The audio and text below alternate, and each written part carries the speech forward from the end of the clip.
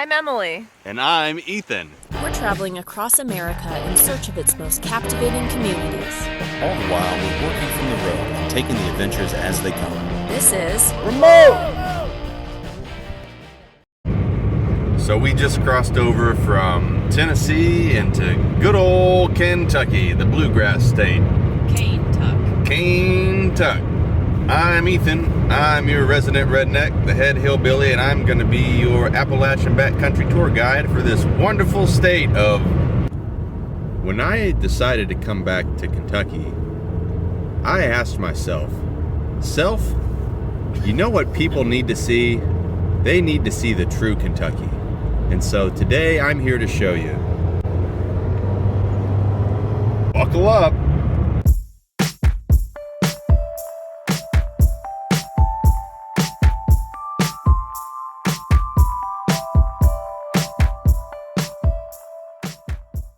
Is it Berea, or Berea? Berea has been counterculture ever since its initial founding. Back before the Civil War, Kentucky was a controversial state. There's a lot of debate about whether the new territories of the United States would become slave territories or abolitionist territories. And Kentucky was becoming full of slave owners.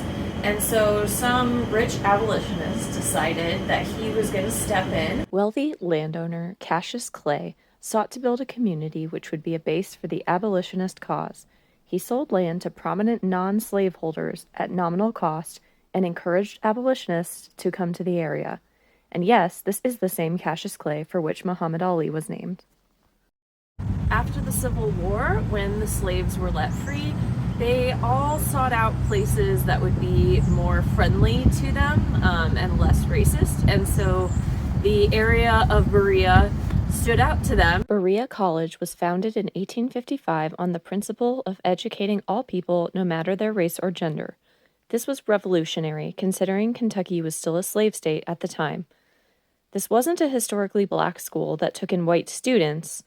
It was actually unique in the sense that from its inception, it had been designed for everyone. In other words, it was about 100 years ahead of its time.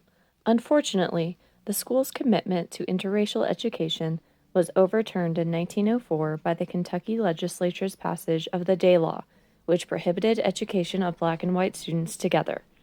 This segregation policy would remain in place until 1950.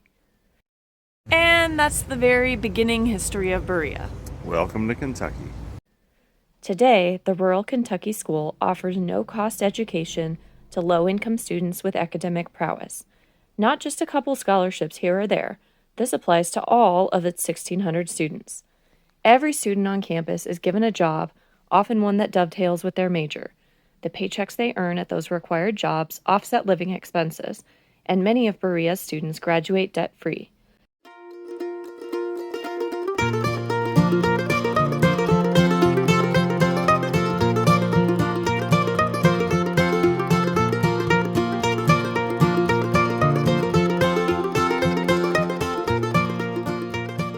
This is the famous Boone Tavern and Hotel. Named after Daniel Boone. All you really need to know about him was he wore a raccoon on his head and he carried a big knife. A lot of pointy spires here at this college. I'm inspired! Not only is Berea socially and economically revolutionary, it's also an artistic boomtown. It's the center of celebration for the culture and traditions of Appalachia and the American craft arts revival. People like me come from far and wide, fascinated by the richness of the traditional culture which still exists in these mountains. From galleries and shops to seasonal festivals to the Kentucky Artisan Center, there's plenty here to pleasure your senses.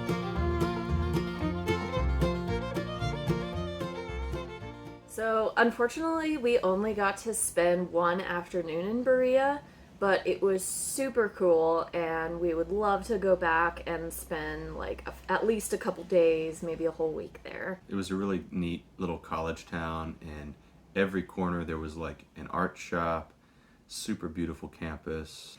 It's a good place to go Christmas shopping.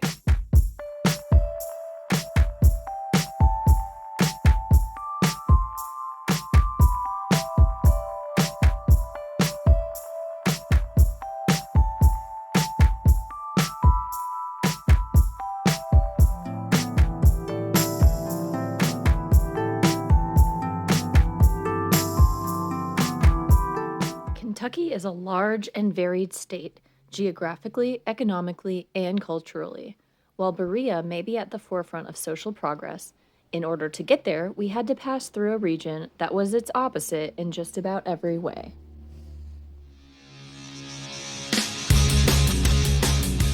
While passing through the town of Paducah, we stayed at what was labeled a lake resort, but turned out to pretty much be a deserted RV camp.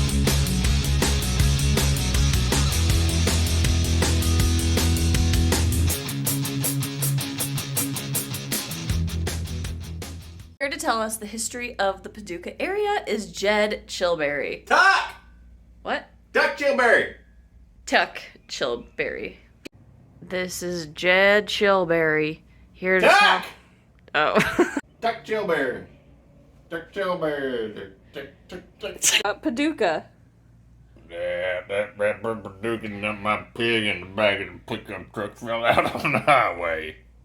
The history of Paducah. Paducah came on down there by the mobile home trailer park. A bunch of little girls in the back of the pickup truck done fell out on the highway, lost a bicycle. I didn't know what it was. I was washing machine, so I picked it up, taking it home. Mom said, no, you ain't bringing that thing in here. I said, Mama, you know you need one. I'm bringing it to you right now, so you better get the marbles out.